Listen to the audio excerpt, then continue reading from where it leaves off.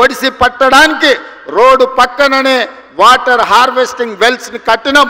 నిన్న మొన్న కొన్నిటిని ఇలా మనం కొన్నిటిని ప్రారంభించుకున్నాం.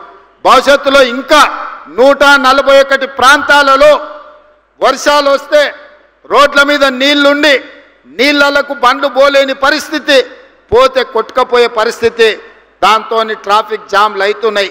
వాటన్నిటిని కూడా వాటర్ హార్వెస్టింగ్ వెల్స్ని కట్టాలని ఇవాళ అధికారులకు ఆదేశాలు ఇచ్చి ఈ నగరాన్ని ఒక క్రమ పద్ధతిలో అభివృద్ధి చేయాలి, ట్రాఫిక్ సమస్యను శాశ్వతంగా పరిష్కరించాలి అని ఇవాళ మనం ఆలోచన చేస్తున్నాం.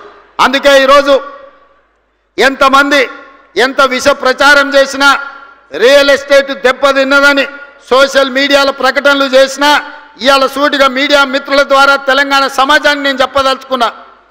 ఏప్రిల్ 1, 2023 నుంచి నవంబర్ 30, 2023 వరకు 6 నెలల్లో అభివృద్ధి. అదేవిధంగా మన ప్రభుత్వం వచ్చినాక ఏప్రిల్ 1, 2024 నుండి నవంబర్ 30 తారీఖు వరకు పోల్చినప్పుడు హైదరాబాద్ నగర రియల్ ఎస్టేట్ దాదాపుగా 29% అభివృద్ధి చెందింది. ఇది మా నిబద్ధతకు, మేమిచ్చిన అనుమతులకు హైదరాబాదు నగరానికి రియల్ ఎస్టేట్ ఆదాయం పెరిగింది, తగ్గలేదు. ఎక్కడైనా చెరువులు ఆక్రమించుకున్నోళ్ళు, నాలాలు ఆక్రమించుకున్నోళ్ళు, ఈరోజు కుంటలను ఆక్రమించుకున్నోళ్ళ పాలిట హైడ్రా అనేది వాళ్ళ నిద్రలో కూడా కలలో కూడా వాళ్ళు ఉలిక్కిపడి లేచే విధంగా పనిచేస్తుంది. హైడ్రా మీ ఆస్తుల దగ్గరికి రాలే, మీ అనుమతులున్న నిర్మాణాలు కూలగొట్టలే, అక్రమంగా చెరువుల్లో అదేవిధంగా కుంటలలో అదేవిధంగా నాలాలు ఆక్రమించుకొని హైదరాబాదు నగరాన్ని అభివృద్ధిని అడ్డుకొని దెబ్బతీసి ఈరోజు ఆ నీళ్లు రోడ్ల మీదకి వస్తుంటే వాటి ఆక్రమణలు తొలగించడానికి మాత్రమే హైడ్రా పనిచేస్తుంది.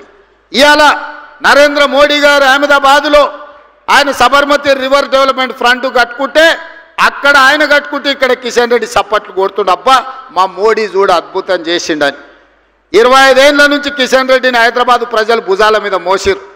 ఆయన మాత్రం మూసీ రివర్ డెవలప్మెంట్ ఫ్రంట్ వద్దు, ఎందుకంటే హైదరాబాద్ నగరంలో మూసీ అభివృద్ధి అయితే మోడీ కంటే మంచి పేరు తెలంగాణకు వస్తుంది కాబట్టి మేము కాళ్ళలో కట్టె పెడతాం, మూసీని కట్టనీయం, అట్లట్ల కడతాం, మూసీలో పోయి పండుకుంటాం అంటుండు.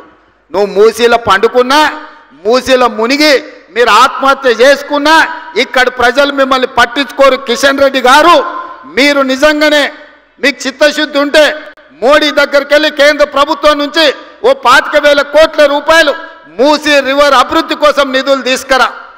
అక్కడ పేదోళ్ళ కోసం ముసలి కన్నీరు గారుస్తున్నావు కదా, ప్రధానమంత్రి ఆవాస్ యోజన కింద భూమి నేను ఇస్తా, ఓ 10,000 కోట్ల రూపాయలు తీసుకురా, అద్భుతంగా పేదోళ్ళందరికీ మంచిగా అపార్ట్మెంట్స్ కట్టి ఇద్దాము, వాళ్ళకు మంచి భవిష్యత్తు ఇద్దాం, అక్కడ మంచి స్కూళ్ళు కట్టిద్దాం, మంచి కాలేజీలు కట్టిద్దాం. అవసరమైతే మూసీ నది ఒడ్డున ఉన్న వాళ్లకు, మూసీలో మురికిలో ఇబ్బంది పడుతున్న వాళ్లకు ఎంత భూమి అయినా రాష్ట్ర ప్రభుత్వం నుంచి నేను, మా ఉప ముఖ్యమంత్రి, మా ఇన్ఛార్జ్ మినిస్టర్ శ్రీధర్ బాబు గారు ఎంత భూమి కావాలన్నా ప్రభుత్వం నుంచి మేము కేటాయిస్తాము. ప్రధానమంత్రి ఆవాస్ యోజన కింద ఈ పేదలకు మంచి అపార్ట్మెంట్లు కట్టించడానికి ఒక 10,000 కోట్ల రూపాయలు నరేంద్ర మోడీని అడిగి తీసుకురా కిషన్ రెడ్డి గారు. మీరు సికింద్రాబాద్ నుంచి 2వసారిగా మంత్రి అయినారు.